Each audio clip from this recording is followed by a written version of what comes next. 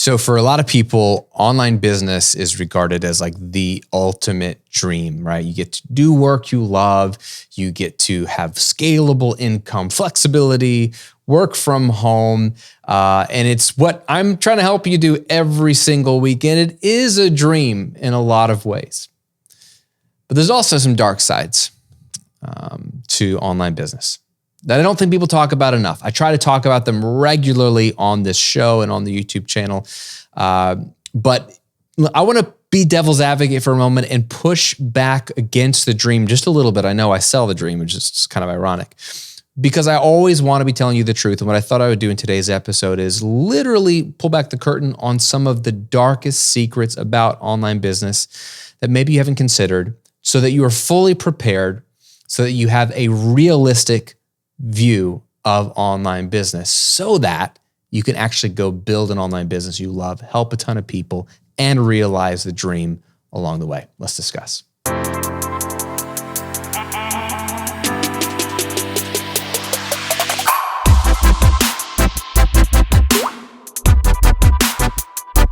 Welcome to episode 159 of The Graham Cochran Show, where I'm here to help you build your online business, work less, and live and give more to the things and people you care about. I'm your host, as always, Graham Cochran. Honored to spend some part of my day with you today, and I'm excited to talk about the negative, to be a Debbie Downer episode. Now, we'll be a realist, as my wife likes to call it. We'll be realists today. I never want to lead you astray. So I'm going to share the truth about what's so great about this business model. I love it. I'm an evangelist for it, but I also got to bring the truth about what's not so great about it. We'll talk about that today. If you're looking to kickstart this whole thing and you're like, I'm ready to start this thing, but I don't know what my idea is. I don't know the first thing about online products. I don't know how to find people or build an audience. I got you covered. I want to give you a 4-week checklist to do exactly that. It's called my 30-day online income Jumpstart guide. It's a simple PDF that gives you a week 1 to-dos, week 2, week 3, week 4 to go from zero clue as to what you're doing and zero audience online to making your first few $100s in the next 30 days. How dope is that? It's going to also build the framework and the groundwork for your online business, which is pretty cool. It's all free. It's a simple bullet points, friend. You can read it in like 2 seconds. Bullet points. It'll walk you through what to do, what not to do. And just go to grahamcochran.com/jumpstart. Or if you're watching on YouTube, I'll link to it below. grahamcochran.com/jumpstart and get my 30-day online income Jumpstart guide. Okay. I was thinking through the reality of online business, some of the dark secrets of online business, the stuff that no one wants to talk about, the stuff that the business gurus aren't showing you or talking about in their Facebook ads, where they're next to a private jet with a bunch of models. So we're going to talk about those today. And we'll start off, and these are all like from me, I've been living this for almost 13 years in 2 different businesses. I've reached like all the dreams I could ever have and then some.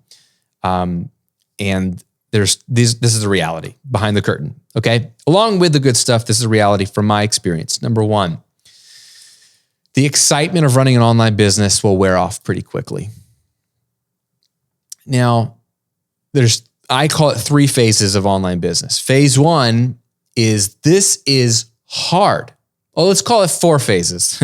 Phase 0 is, I want the dream. I want the money. I want the flexibility. I want whatever, fill in the blank. You're excited. Phase 0. I'm all in it, Graham. Let's do it. Phase 1 of actually building the business, you're like, this is hard. Well, this takes some work. Graham said work less. I did, and I do.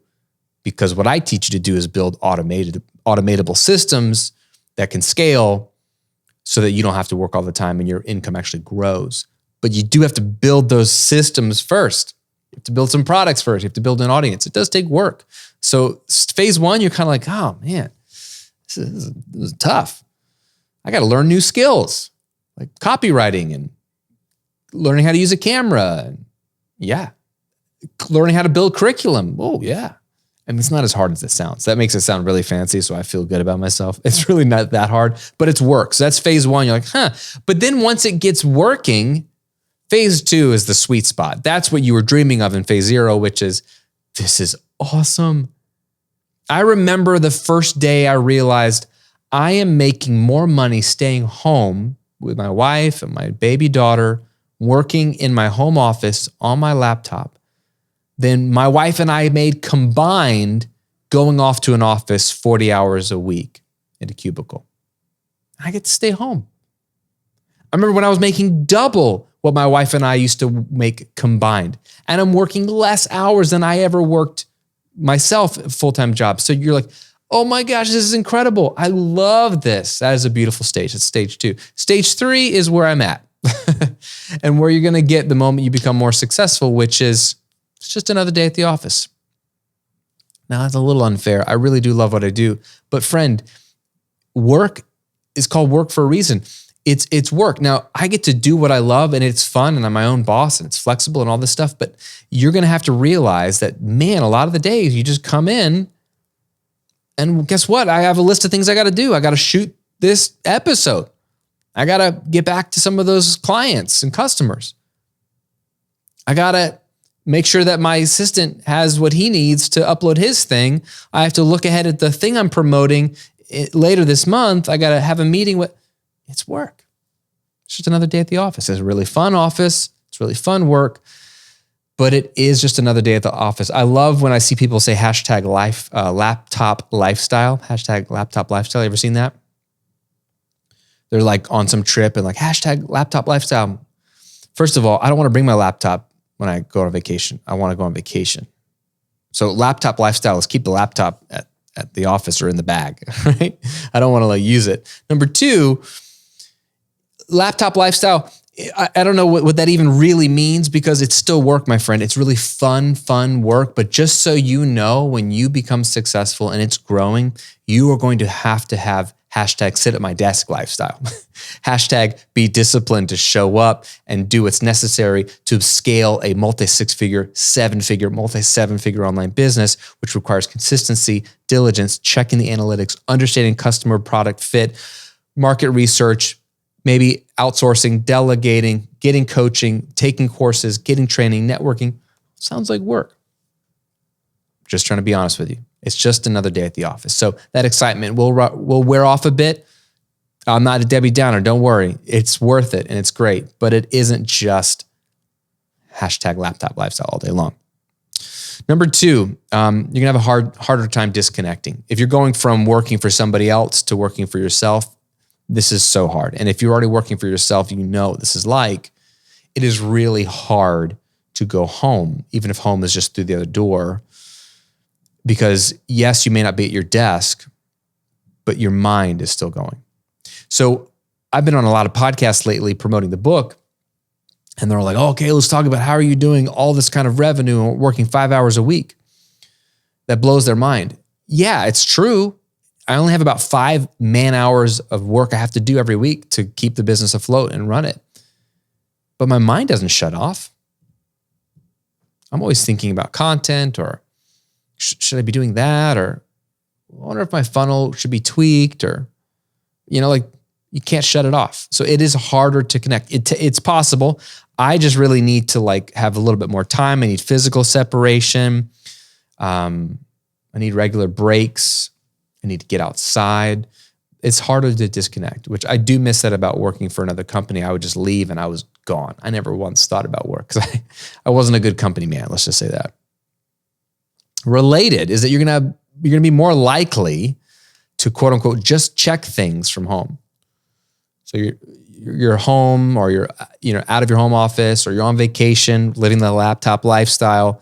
It's really hard not to just look at your Stripe dashboard or your Kajabi analytics backend, look at your sales, look at your subscribers count on YouTube, look at your email subscribers, how many views did you get on your last video?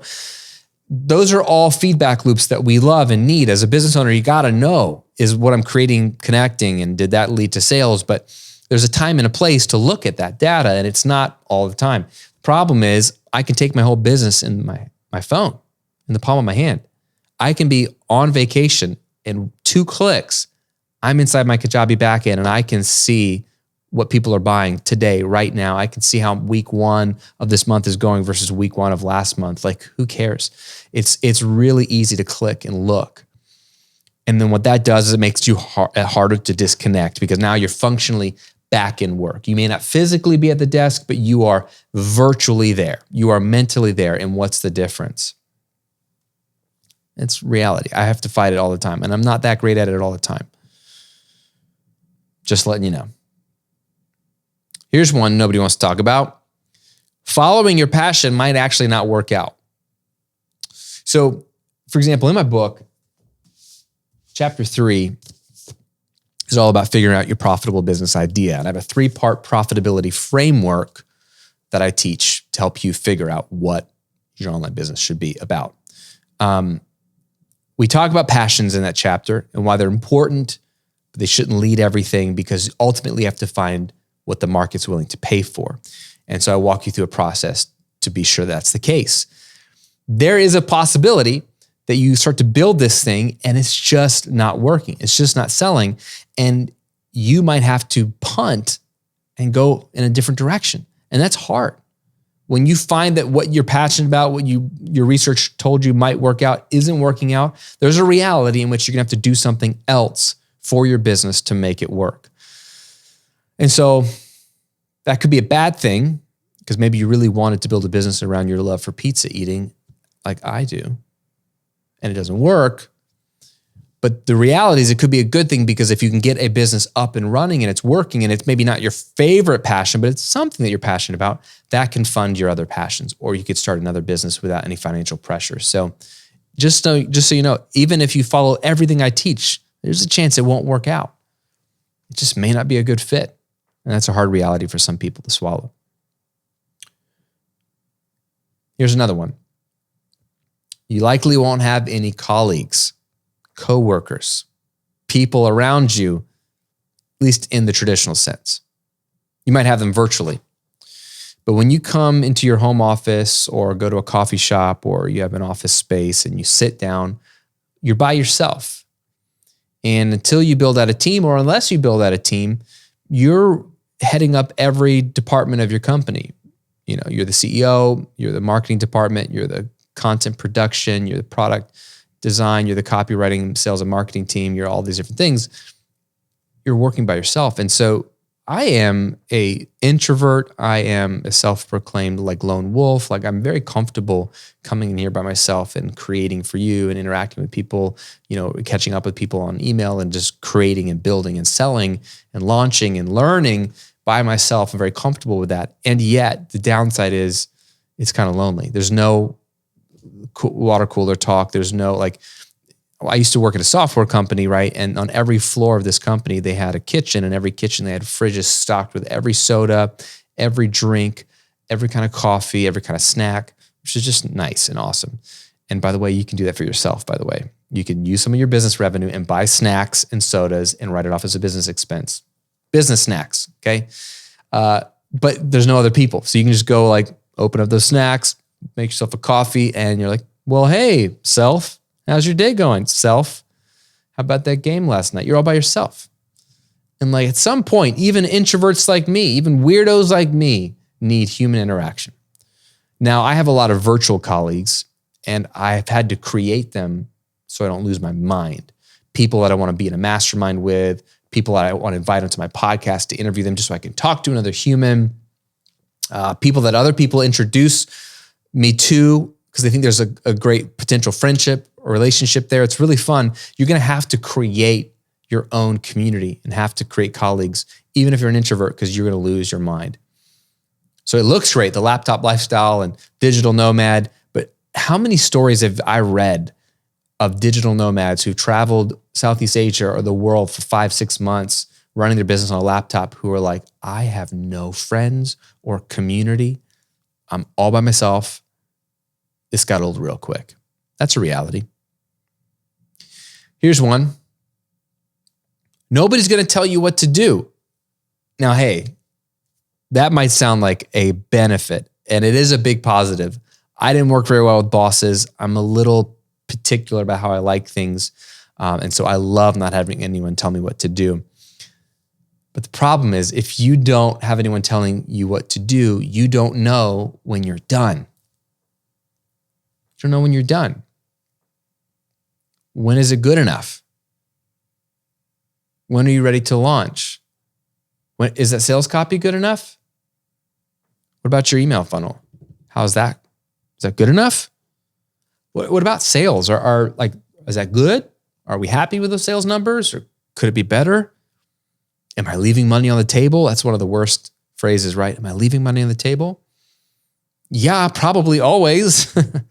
We're always leaving money. Like, nobody's doing this perfectly. So the problem is when no one's telling you what to do, you're doing what you think you need to do, but then there's no barometer of I was assigned this. Here's were the goals. Here was the revenue target my CEO wanted. We hit those goals. He's happy. She's happy. I'm happy.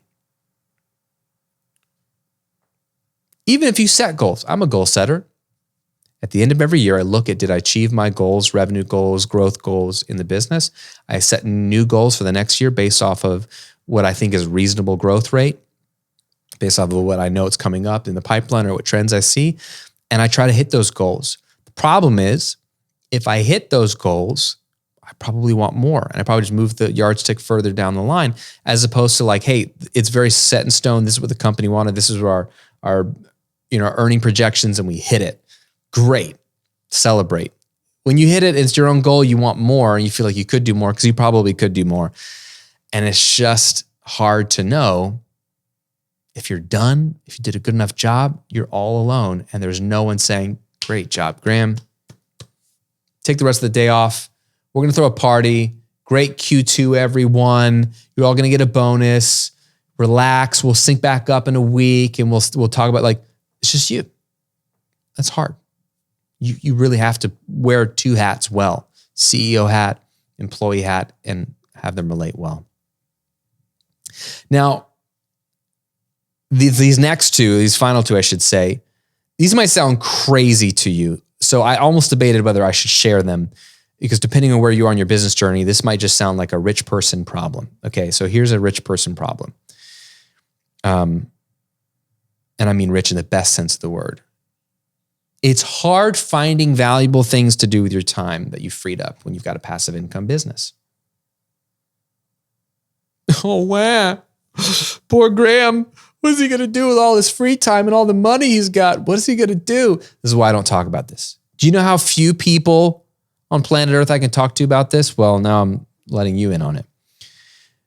When you build a business the way I teach, and you start to get some traction, and you will, two things are going to happen.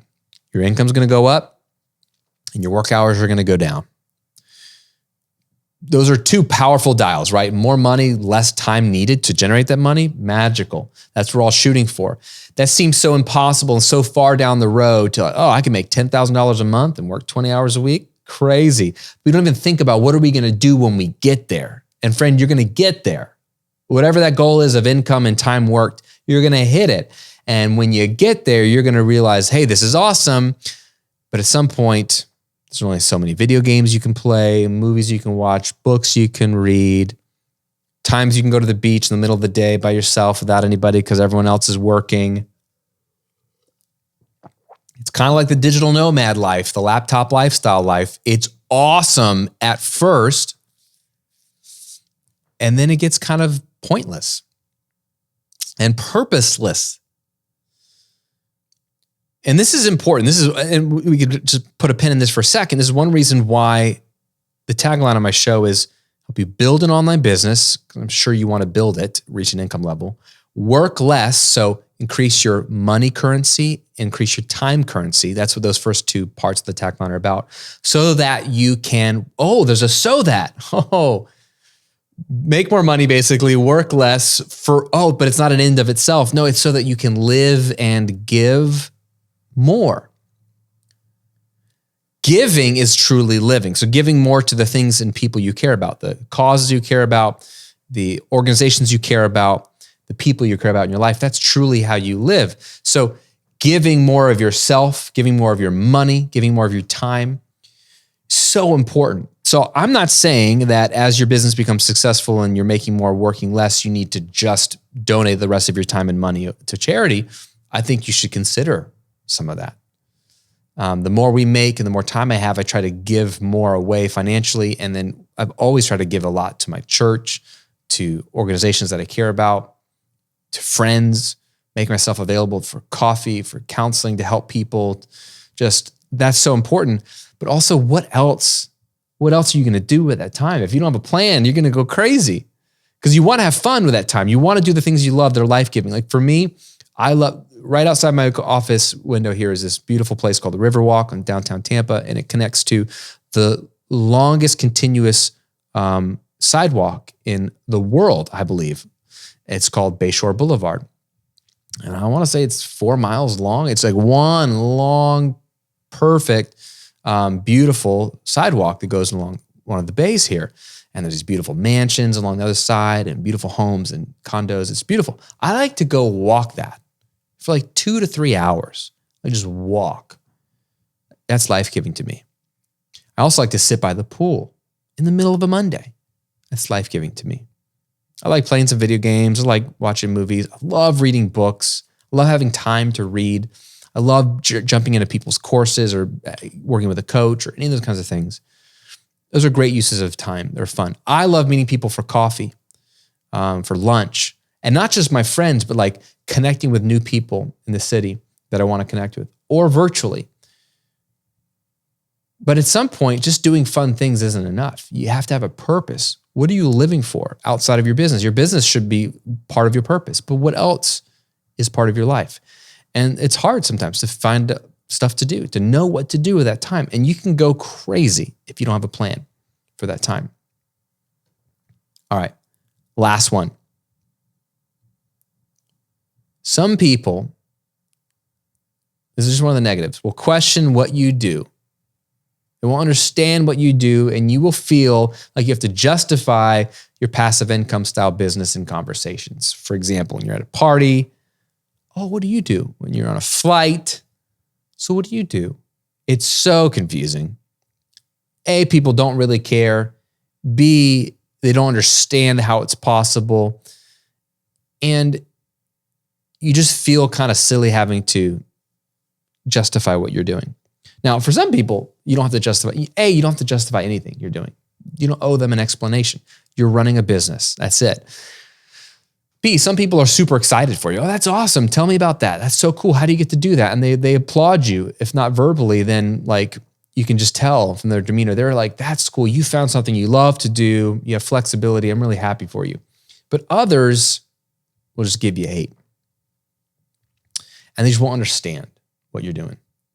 And so I just find it awkward when I meet people and when I'm talking to strangers, or even some distant family members. I still have family members who don't quite understand what I do. Sometimes it's hard to explain. So it sometimes would be nice to have a simple, easy to understand job like, oh, I'm an investment banker. I'm a financial planner. I'm a doctor. I'm a trial attorney. That would be so much easier to explain. People go, oh, cool, good for you. That tells me enough about you that you're intelligent or you probably make decent money, and I know what that is. But when you say I have an online business, they're like, what are you talking about? And then it just gets weird. So I wish it were that simple. Now, I almost pulled a Tim Ferriss. He talked about this in his book. Now I can say I'm an author. I'm an author. I wrote the book, How to Get Paid for What You Know. People go, oh, cool. My grandmother, she's like, oh, I get what you do now. You're an author. I'm like, yep. I also have YouTube videos, which she actually watches some, by the way. She doesn't quite understand how that has anything to do with making money, and that's okay. So it's just the reality. It's just, you're not building a business to be able to explain yourself on an airplane, but when you have this type of online business, people are very confused. And I'm on a mission to try to unconfuse people because I want more and more people to build this kind of online business. You're one of them. So those are just a handful of things. If you have an online business right now already, have you struggled with one of these things? Has the excitement of your business worn off? Have you had a hard time disconnecting? Are you checking things, just quickly checking things from home when you shouldn't be? Did you follow your passion and it didn't work out? Or you had to pivot from your first business idea? Are you lonely because you don't have any colleagues? Do you wish you just had some clear direction, someone telling you what to do? Are you running out of ideas of what to do with your free time? Do you feel guilty for the free time you have? And is it awkward explaining what you do for a living to people? If any one of those resonated with you, let me know in a comment below. If you're watching on YouTube, I'd love to know if you struggle with any one of those. And if you haven't, and you haven't even started your online business, first of all, download my 30-day online income jumpstart guide at grahamcochran.com/jumpstart, all one word. But then I hope that this episode has given you a more realistic view into what's very likely to happen or for you to brush up against as you move forward in your online business journey and become more successful. And I believe you will. I believe in what I'm teaching because I know it works. I've seen it work twice in my life in the last 13 years and in thousands of my students' lives and businesses. I know it's going to work for you, but when it starts working, you're probably going to brush up against one or two or three or all of these things. And I just want you to be prepared. I don't want to lead you astray. I always feel like truth telling is the most important thing in any kind of relationship, and that's certainly true with our relationship here. I don't have all the answers, but when I do have the truth, I'm going to share it so that you're better informed, so you can make your own decisions and you can, run a healthier business and a healthier life, which is the whole point of this show. Anyway, thanks for tuning in today. Hope you enjoyed this episode. Stay healthy and stay safe, my friend, and I'll see you on another episode real soon.